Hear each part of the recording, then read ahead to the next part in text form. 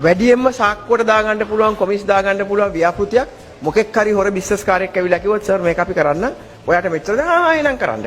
එතකොට කවුද ඒවට ගෙවන්නේ? මේ රාජපක්ෂලාගේ ආච්චි අම්මලා නෙමෙයිනේ. ගෙවන්නේ රට. ඒවෙන් කිසිම වාසියක් නැහැ රටට. මත්තල එයාපෝට් එකට එක ප්ලේන් එකක්වත් බැහැලා නැහැ. කෝටි ගණන් වියදම් කරලා එකෙන් කෝටි ගණන් ඒගොල්ලන්ගේ සාක්කුවලට ගිහිල්ලා. තාමත් ඒවට අපි ගෙවනවා. හම්බන්තොට වරාය. මම පටන් ගත්තේ. කොහොම කරන්න නෙමෙයි වෙන වැඩක් කරන්න. ඒගොල්ලෝ සම්පූර්ණ එක වෙනස් කරලා චීනයේ කිව්ව විදිහට වෙනස් කරලා කෝටි ගණන් පගා ගහලා වරායට නැවක් එන්නත් බෑ. ඊළඟට බණ්ඩාරනායක සම්මන්ත්‍රණ ශාලාවට තියෙන ඉරිසියාවට රාජපක්ෂ සම්මන්ත්‍රණ ශාලාවක් හැදුවා. මොකෙක්වත් යන්නේ නැහැ එතෙන්ට සම්මන්ත්‍රණ වලට. ඒකත් වහලා. ඒකෙනුත් තව කෝටි ගණනක් සාක්කුවේ දාගෙන. මට එක එක කියන්න පුළුවන්. ඊළඟට මම පටන් ගත්ත හොඳ ව්‍යාපෘති රට අවශ්‍ය දේවල්. අධිවේග මාර්ග. කොළඹ කටුනායක අධිවේග මාර්ගය මම පටන් ගත්තේ 75ක් විතර ඉවර කළා මං ගෙදර යනකොට. කොළඹ දකුණු අධිවේග මාර්ගය 50කට වැඩි ඉවර කළා.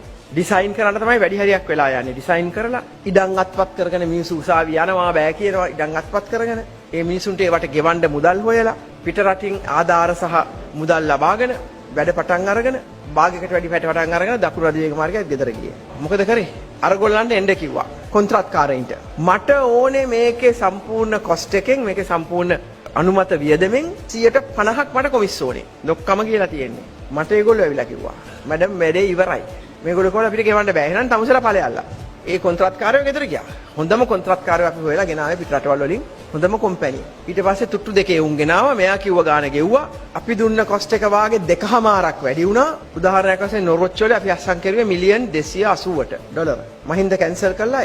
එයාගේ පගාව අරගෙන අස්සම් කරුවේ 520ට. ඩොලර් මිලියන් 280 520 වුණා. තවමත් අපි ඒවට තමයි ගෙවන්නේ. මේවා පැහැදිලිව තමුන්වහන්සේලා වටහා ගන්න ඕනේ. හැබැයි අපි හොරකම නොකර අර විදිහට හොඳ සැලැස්මක් අනුව රටට ආර්ථිකයට වාසි වෙන මේ වැඩ කටයුතු කරමින් හොරකම නැවැත්තුවොත් රටේ මුදල් එකතු වෙනවා. අන්න එතකොට අපිට හොඳට හැදෙන්න පුළුවන්. හොරකම් නොකර.